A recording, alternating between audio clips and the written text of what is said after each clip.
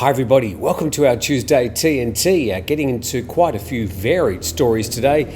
Sadly, not a lot of it what you would call positive news, but then again, I'm not here to sugarcoat the situation, just to try and report the news and give you a bit of commentary along the way. Let's start with this one. We've got Songkran on the way. BangkokPost.com says the Prime Minister scotches 21 days of water fights rumours. The Tourism and Sports Ministry has been instructed by the Prime Minister to clear up a public misunderstanding over the duration of this year's Songkran festival. Now, you'd remember about 3 months back, UNESCO recognised Songkran as a unique cultural festival, and the Thai government said, we're going to have 21 days of celebrations for this year's Songkran. But a lot of people sort of misinterpreted the situation. So the Tourism and Sports Minister has been sent out to explain the extended Songkran celebration period, which according to the government does span 21 days. But some foreign visitors mistook this to mean the water fights would be taking place every day across the country for 21 days starting from April the 1st. Now, only the main celebrations are held from April the 13th to the 15th in almost every province. Indeed, once you get out of the main tourist areas, it's really just on April the 13th, the day of the Thai New Year, that the water fights and the water splashing happens. One confused Chinese tourist was recently seen on social media armed with a water gun outside a shopping mall in Bangkok. Would have looked a little bit lonely.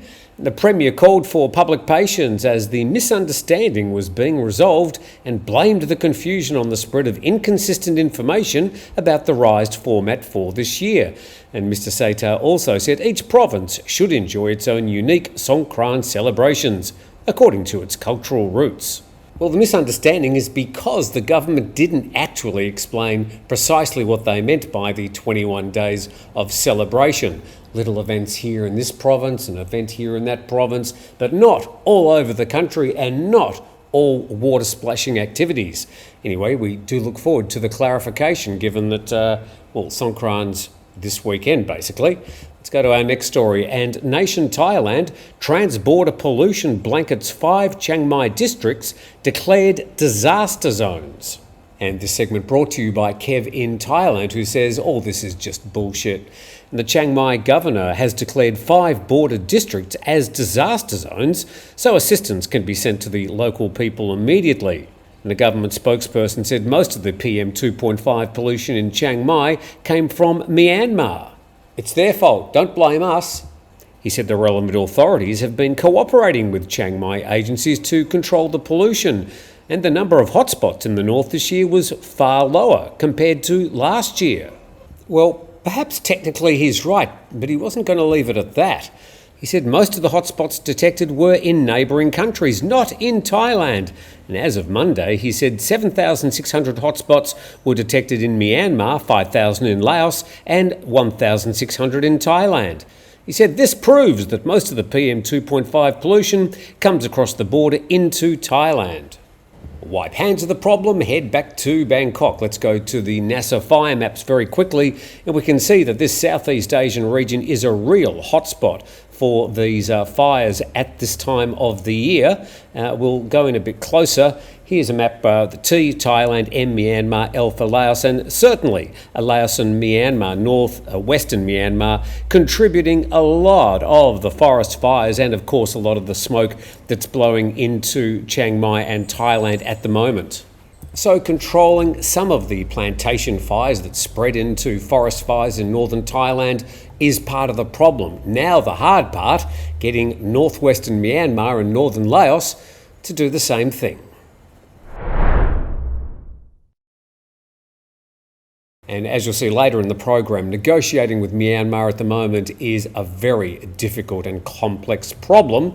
We'll get to that later in the program, but a little bit more tourism information. This from nationthailand.com. Tourism affected as Chiang Mai chokes on toxic PM dust, and Songkran in Chiang Mai is unlikely to be as lively as expected, and the fault lies with a surplus of PM 2.5 dust having a negative effect on tourism confidence. They just can't bring themselves to use the word smoke. But the Thai Hotels Association hopes the average occupancy rate during the festival will reach 60 to 75%, even though the bookings are still only at 50%. So enough of that specifically, but another pollution problem that could be even more dangerous. We go to Thai PBS World, 7,000 tonnes of missing cadmium waste found in Chonburi warehouse. And officials have found about 7,000 tonnes of carcinogenic cadmium waste at a warehouse in Ban Bong district of Chonburi, which are believed to have been illegally transferred from a warehouse in Samut Sakhon, where over 10,000 tonnes were reported to have gone missing. They estimated about 7,000 tonnes of cadmium waste and the warehouse was ordered closed. Officials from the Pollution Control Department are taking soil samples from areas around the warehouse for testing, and health officials have checked the workers in the warehouse, with the results expected in the next few days. Then they're going to transfer it all back to the Tak province in the next 7 days for proper disposal. I'm sure the people in Tak are delighted about that. Let's read a bit more about cadmium. And breathing high levels of cadmium damages people's lungs and can cause death. Exposure to low levels of cadmium in air, food, water, and particularly in tobacco smoke, over time may build up cadmium in the kidneys and cause kidney disease and fragile bones. And cadmium is considered a cancer-causing agent. Not nice stuff, but who's to blame? Some dissenting opinions in the media.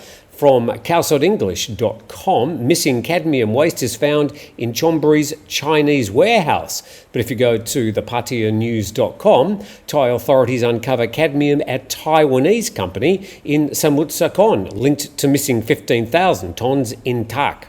So I'm sure there's more to come on that story and obviously a little bit more clarification needed. But another spill of chemicals up in northern Thailand, and BangkokPost.com, acid spill in Laos yet to reach Thai towns on the Mekong River.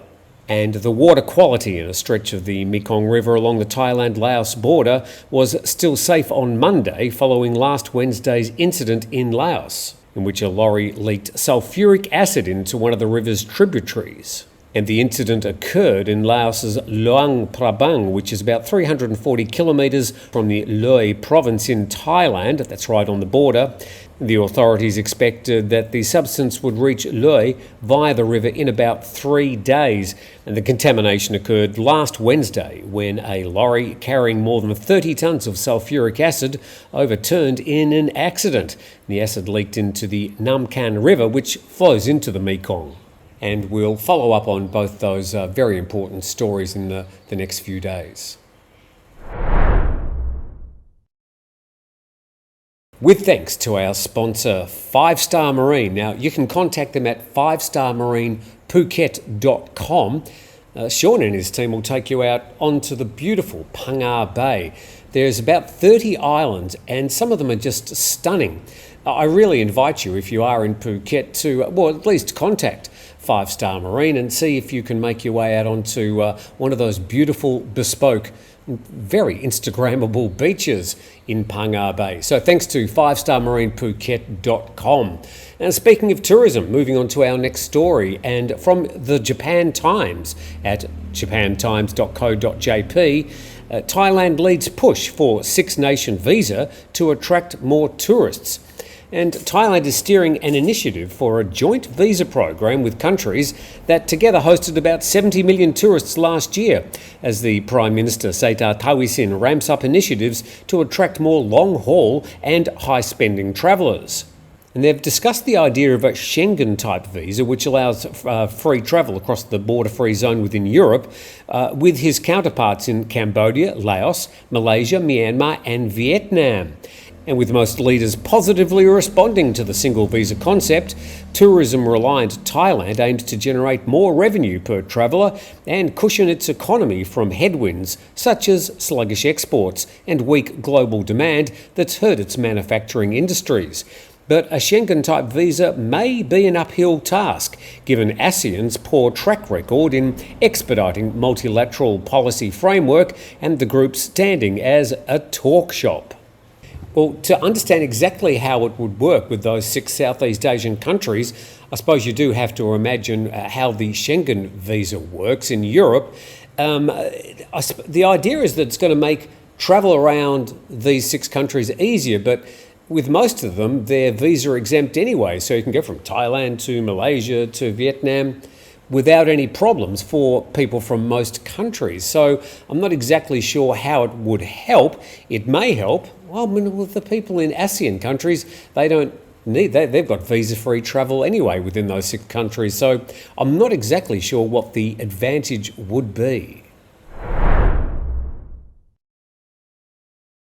Well, a long stay in a police hospital in Bangkok and a short trip to Chiang Mai has done wonders for the former Prime Minister Thaksin Shinawatra. Nation Thailand reporting dumbbells and cuddles as Thaksin enjoys water play date with grandkids. And Patongtan Shinawatra posted 4 photos of Thaksin with her daughter and son in the swimming pool at the Chiang Mai residence on her Instagram page, saying the kids were having a good time at Grandpa's house and didn't want to return home. 2 photos showed the 74-year-old Thaksin smiling and lifting dumbbells as he gazed at his grandchildren. So Thaksin's recovery, nothing short of miraculous, and those grandchildren saying, "Who the hell is this old man?" Let's go to our next story, and covered in Banan News, and this is, I think, the elephant in the room story for Thailand at the moment. Rebels push over 600 junta personnel out of Myanmar-Thailand border town. So Thailand now directly involved with this conflict in Myanmar. Well, let's call it a civil war. Well, that's what it is. Myanmar junta forces, pushed out by rebel groups at the border township of Myawaddy, have asked to be evacuated with their family members through a Thai border town. This according to the Thailand Foreign Ministry. And about 617 personnel have requested evacuation, including 410 soldiers and 207 family members. And the ministry said after receiving the said request and upon considering the urgency of the situation and the possibility of an evacuation of Myanmar personnel and their families to safe areas, a decision was made at the government level to approve the request from Myanmar on humanitarian grounds. Or they could have just popped them into those huge refugee camps on the Thai-Burmese border, where there is considered to be up to 100,000 people. Some of them have been in there for a decade or more. Let's read a bit more about this, and from the Straits Times, straitstimes.com, embattled Myanmar junta evacuates personnel via Thailand, and the losses in Myanmar's Kayin state are the latest in a string of defeats since October 2023 that forced the military regime, which seized power through a 2021 coup, to cede control in key border areas such as Rakhine State and Shan State. And in response to online allegations that Bangkok was siding with the junta in Myanmar's 3-year-old crisis, Thailand's foreign ministry said in the past the Thai side has provided assistance to all parties in Myanmar based on humanitarian principles without discrimination, unless they were poor or linked with the military. And Bangkok on March the 25th sent aid to Myanmar via the Myawaddy Mesot border as part of wider efforts to establish a humanitarian corridor. And the delivery of this aid involved the Thai and Myanmar Red Cross societies, the latter being controlled by the junta. It's not clear what will happen to this initiative should Myawaddy come under full control of the KNU. Well, that's pretty much what's happened to Myawaddy. So we're going to keep our eyes on this conflict, which is now not only on the Thai border, but actually inside the Thai border, as repatriations are being made, getting some of these soldiers and their families safely back into Myanmar. We've got another conflict here in Thailand, ongoing for over 2 decades. Bangkok Post, 2 killed, 9 soldiers hurt in southern ambush. And 2 defence volunteers were killed, 9 other soldiers wounded when their patrol was ambushed by gunmen in Narathiwat. They were attacked while returning to base in 2 vehicles. The vehicles were ambushed in Narathiwat Russo district. And there was a 30-year-old and 48-year-old soldiers killed. And police blamed insurgents for the ambush. Police said attacks have become more frequent in the final 10 days of Ramadan. So sadly not a lot of good news today, but quite a wide spectrum of information there from all the different media posting here in Thailand. Hopefully you're a bit more up to date with some of the news in Thailand. Please subscribe to the channel if you haven't already done so, and we look forward to seeing you tomorrow.